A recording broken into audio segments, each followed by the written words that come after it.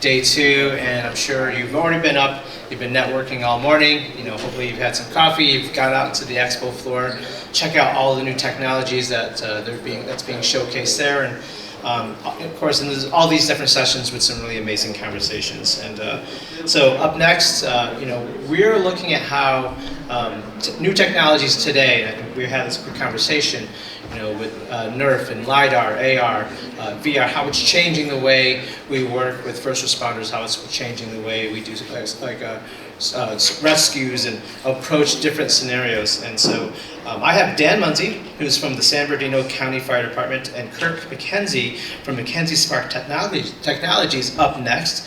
Their session is a smart community risk reduction and emergency response discussion.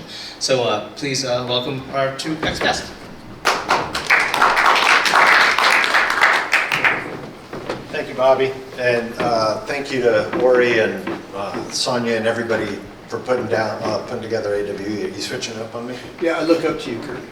That's nice, Jen. I appreciate that. Continue on. Thank you. Okay, he's a bit of a card.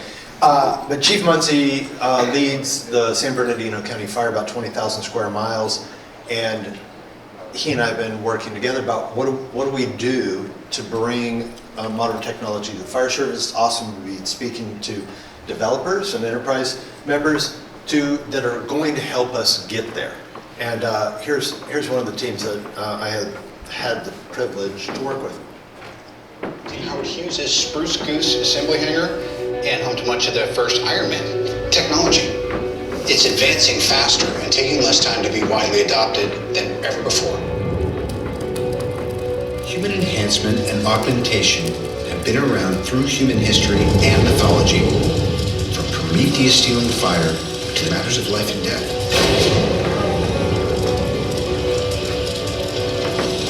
To replace not just what was lost, but enhance what we already have. Every 2 hours and 45 minutes, a U.S. citizen dies by fire in their own home. We've lost more than 3,000 a year consistently for 30 years. And with machine learning and AI to progress to a place just a couple years ago we couldn't have imagined. Can machine learning take us even further? See-Through's created a mask with special glasses clipped inside, which allows firefighters to see edges as green lines in an augmented reality overlay.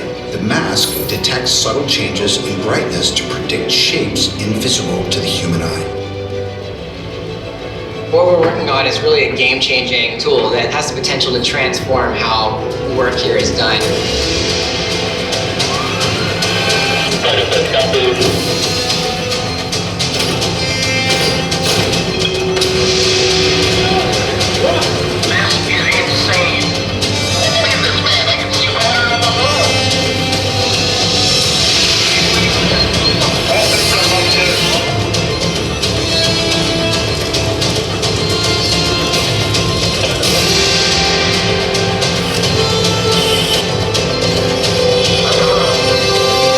We're at the dawn of a new age, the age of AI.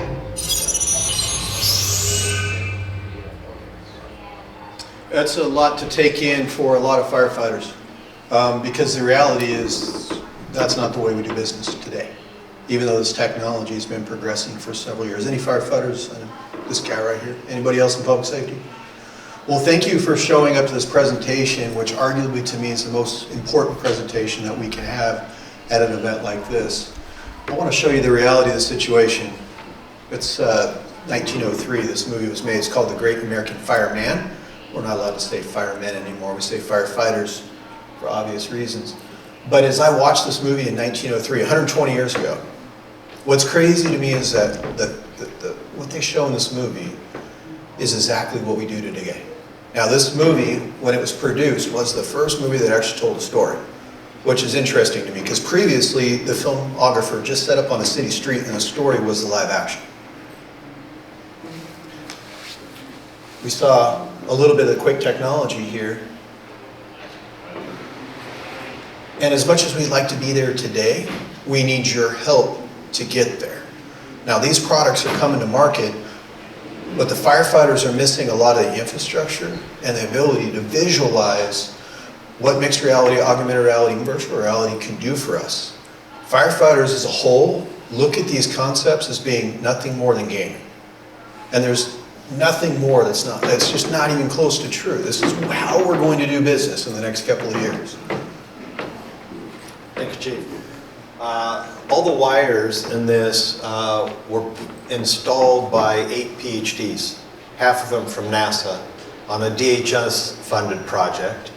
And you'll notice the little VR headset icon down on the bottom.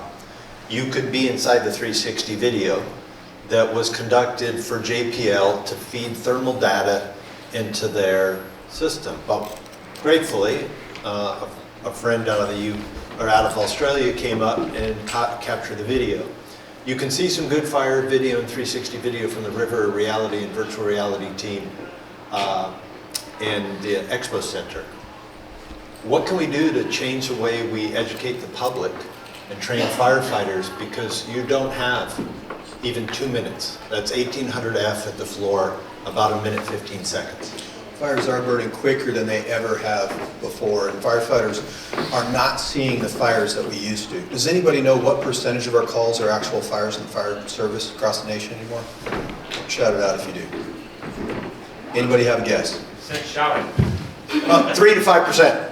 Yeah, 4%. 4%. And so having this information is critical for us, so we understand the thermodynamics or how the buildings are going to burn.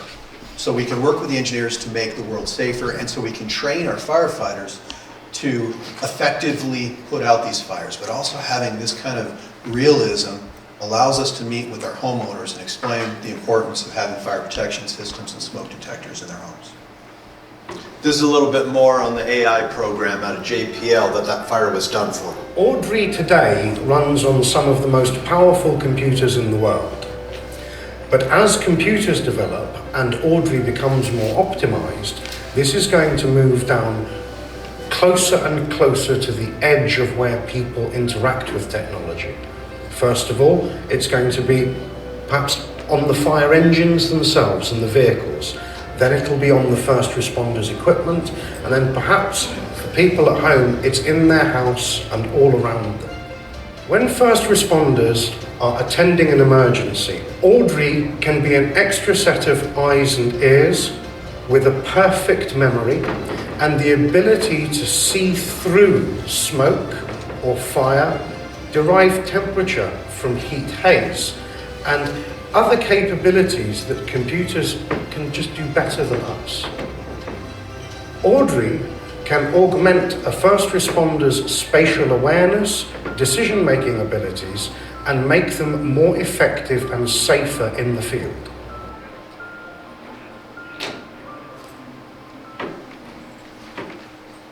But let's talk about the reality again. And we are still operating like this video that's 120 years ago. Here it's showing a variety of fire apparatus responding to a fire. They don't know anything about that fire. They don't know the configuration of the building. And so they're sending everything they have. And the truth, the reality is, fire departments respond like this today. We know more on our iPhones, and our firefighters are in the back of the rigs on their iPhones gathering information. Now the technology is starting to come to us, but it's bifurcated, and it's not actionable. So where are we going? As was mentioned, I'm on the International Association of Fire Chiefs Technology Council as the president. And we're envisioning a brighter future. So we're looking at serverless. Right now, our most important data and information is literally stored on hard drives. We call them CADs, or computer-aided dispatching. All our dispatch information's in there. So we've been, over the last probably 10 years, networking our CADs together. It's very expensive. And because CADs are proprietary, it's hard to get the information out, but that's crazy. So now we're working at creating a public safety cloud, recognizing that the amount of data that we're going to have access to and store is going to be more than was ever collected on my father during his entire life in just one day. We have to have a place to do that. And with that, we're looking at edge computing because we recognize that there's still limitations on being able to transmit that data, especially when you work in a county like mine that's 22,000 square miles. You can take 5 of the smallest states in the union and put it in there. We have big time communication issues with our geography, sheer distances, some of the cities and military bases. There's a whole lot of reasons.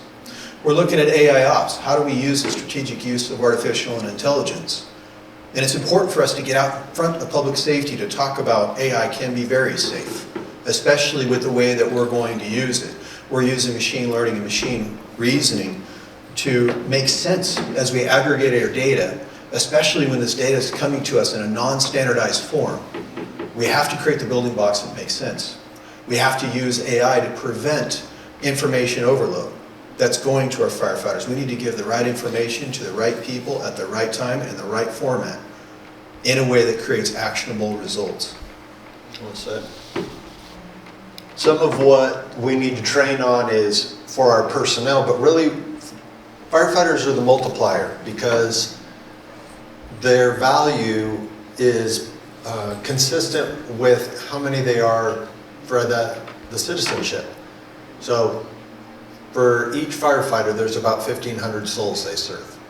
So what can we do with things like this, a synthetic training environment where we can teach homeowners about, look, if you know there's a fire coming, get the fuel off your deck, the lightweight fuel that's easily ignitable. Get it away from the structure, get the your firewood away from the structure. Presumably you've cleaned your pine needles out of your gutter already.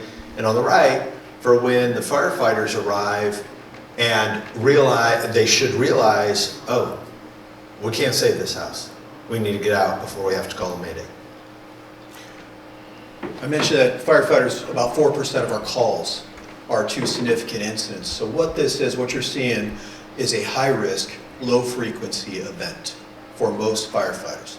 I've been blessed to travel on incident management teams and have seen a significant amount of wildland fires. But that isn't always the case with our personnel, whether they're a brand new probationary firefighter or someone that has 20 years on the line. We need to create immersive learning environments for our firefighters so that they have what we used to refer to as a slideshow. Yes, referring to the old slideshows in the carousel deck. Have a slideshow of events or things that have occurred. We received that slideshow in the past from experiences. Now we have the ability to create virtual experiences. Those of you that have been in the fire service, you'll recognize this, by the way, this is New York City. You can tell that the rookie has good nozzle control there. You can see that they've rescued a couple of victims. Again, this is how we do business. It has not changed. But we recognize that we need to change our reality. That augmented, mixed reality, virtual reality are a thing. In the public safety, we just need to know how to get there. We need to partner with the industry to visualize and provide the tools to our firefighters and to our commanders. So we've done some work. We've really focused on creating vehicles as a hub. We have not connected our firefighters yet. You'd be surprised. Firefighters, we can't track them on the fire ground. Even though there's federal acts that in a wildland fire, Dingell Act, that we need to track our firefighters, that was published 2 years ago. We still can't do that. Now we're making headway there, but nobody's doing it. We're working with smart firefighting with the heads-up displays that we need. Working with tracked and virtual tools, pictures, wearables that are connected. Next generation 911 is connecting our dispatch centers to our responders and to the public so that we have the information that we need. FirstNet connectivity, and then smart cities is something I think about a lot. As cities become smart, how are we going to ingest that data into our operations? A great example is this building. There's a digital twin of this building somewhere. It's probably on somebody's hard drive. And probably nobody knows where to go get that file. And who needs it? Public safety. If this building's on fire, we want to be able to visualize where people are in this room. Are they headed towards the exits? How many people are not moving? Where is the fire? Is the fire increasing in size? Where are firefighters as they're moving through this building? If there's a collapse, there's a lot of information that we just don't have access to. So we're working hard on creating that. But what happens when we're non-connected? So we're doing a lot of studies with creating bubbles so that we can communicate peer-to-peer. We're working on off-grid operability, edge computing, which is allowing us that when we do have that connectivity to immediately update our information in our common operating pictures and platforms. I'll show you a couple of things we're working with UASs. And the biggest here for this group is the amount of surveillance, overwatch, the data that we're collecting. A great example is I knew an area was going to flood. We had a fire, there was a fire scar there. Fire scars are notorious for the water rushing off. I had our team fly that flood area, capture the data, and after the flood came, they flew it again. And we were able to immediately compare and understand where were the structures, where did they used to be, where would we find victims, where were the roads. So we were able to tell the damage. The helicopter on the right is completely autonomous. There is no pilot. It's completely autonomous. There's not even a pilot in charge. We're working to install camera systems across California. We're working with a large company to install AI on those cameras that can detect fires. Then we're connecting them to fully autonomous helicopters that automatically lift off from the ground. They're using modeling to determine where the fires are going to go, and they're making a determination on what kind of drop they're going to place in this fire. They're going to drop a stream ahead of the fire, what we call a trail drop to prevent the fire spread, or they're going to drop on the fire. This isn't theory. This is what we're putting in practice today. We're also using those helicopters for beyond visual line of sight, drones as a first responder, all of which relays very carefully into augmented mixed reality and virtual reality operations. We're using it for logistics, retardant, and ignition. The chief mentioned about knowing where the citizens are. I mean, this is a favorite dialogue for me. And so, quick question about privacy and security. Would you share your data? Would you share the 3D data of your home if it would save your life or someone you love? We see in active shooter incidents and fires, earthquakes, people text their parents to say goodbye. We need we need to connect the citizens to the responders. So we're doing stuff like down in San Bernardino County, there's a crash rescue site. And if you're a firefighter on a crash rescue west of the Rockies, there's about a 95% chance that you will come to this site every year to train as mandated by law. And yet, here it is running in a mixed reality Unity platform that I can show you on my phone, and you could be inside there. And it is multi-physics based, comparing to the propane gas that is used in the training. So firefighters could stay updated. They could practice recognition prime decision on key decision making. They can be aware if they've never been there, brand new firefighter, never been to a crash rescue, they could do a little pre-training to make their time on the ground all that much more effective. Captured with point cloud data, photogrammetry, and some friends putting something together as a proof of concept. And thank you to the enterprise and developers that are going to help us get to be able to field this in real time. Like, how do we get to live spatial computing in an emergency response? So I'm blessed to work for an agency that's always been tech forward, tech thinkers, and it's from the bottom up to me, the fire chief. And so we're always looking for partners in the industry to come and explore what we can do. And the rest of the nation does watch our department. And as we deploy technology, they start thinking, oh, we need to do this too. We have the mindset, though, that technology needs to be interoperable. We don't want silos of technology. We don't want silos of information. We do ask that as an industry, we work together so that we can take what we're doing and we can add it into our common operating pictures platforms and ingest it together and share it. Another mixed reality application that is a great, really kind of fielded research ideas. I just mentioned the chief this morning. We just passed a phase 1 with NASA for a live synchronized wildland digital twin model.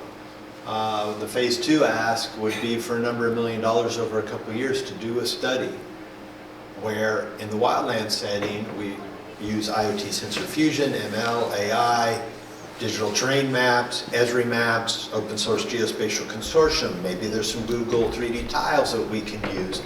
And like in this demonstration from some friends, they had the 3D asset, whether it's DWG or OBJ file, but the assets that you all, or many of you, work with, and then they ran that through a fire foam, which is an advanced science-based fire modeling program to show how that fire would propagate. We'll kind of start wrapping this up again, but we're working really hard on the operational awareness for our firefighters. We're working hard on creating common operating platforms instead of pictures that are not in silos. We're working hard on the CAD-to-CAD information sharing and the push towards the cloud. All of this is more than fires, though. I mentioned 4% of our responses are to fires. The fire department does so much more. We do rescue, we do emergencies, we do the hazmats. We do the cave rescues, we do the mine rescues, the technical rescues, building collapses, the flooding, the car crashes. If there's something bad that goes on and somebody doesn't know who to call, they're gonna call us. So we're, Our timer is keeping speed, so I want to make sure we get to. So we're looking for the software for our emergency medical dispatching, and we're creating nurses in our dispatch center and community risk reduction. All of what we're doing today and visiting relates to that. And the amount of calls, it's 700,000 calls into dispatch every day. 99% of those go great. 1% not so much. That's 7,000 lives a day in America that are lost, and we have a phone number. So thank you to all of you for developing the parts and pieces that'll do things like allow us to track our firefighters. Bobby was just talking to me about this team out of Buffalo, New York. It's called 3 a.m. because he lost a brother firefighter in a house fire early in the morning. Called the Mayday, they didn't know where he was. So they've done a great job of starting to track our personnel. Here's another good team that's visiting today.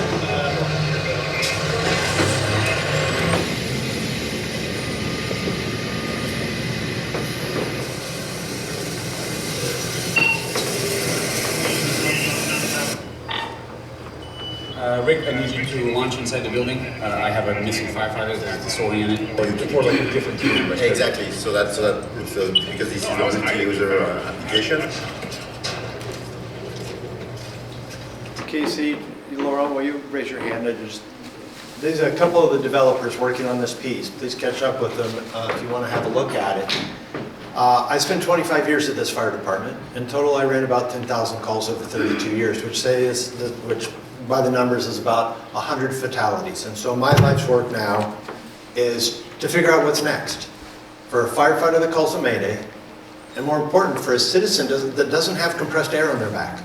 They don't have the training, they don't have the experience, they don't have a fire hose, for instance. What if we could know where they were, where the firefighter's been, and when the firefighter finds someone, we can go and rescue that citizen that's unprotected and doesn't have much time in a hostile fire event, or we could rescue the firefighter when they call a Mayday. And I'm watching the time up here, Bobby. Bobby, we're still at 6 minutes? Oh, we have to give you time for transfer. Okay. Mayday, firefighter 1, lot, get that ready for my crew. I've got you located on the first floor. I need you to go to the left. Yeah, so what do you want? Two-way voice? Or do you want something more? And my vision is, I'm trying to find somebody at Niantic that wants to pick this up. Booking 911, or we can call it 911 Go. When you come visit a facility like this, you have the building information model in the point cloud, a 3D file, so you can find your way out. That's the old training tower where I spent like a lot of years sweating and bloody in my knees. So we want to thank you for your time today. As I mentioned, both Kirk and I were interested in partnering with the industry. We struggle with our own peers because many of them don't understand where we're going. Our message lately has been to fire chiefs, focus on the culture or new vision of where we're going to be in 10 years, because if you're not thinking about it, you're not going to get there. The second thing we're talking about is create the backbone to support the technology in the future. The third, train the new generation for the tools that you're going to need. The fourth is, you'll hear this a lot from my industry, is we can't afford that. We don't have new money. Okay, well, you're supporting a lot of legacy technology. Get rid of that and start thinking towards the future.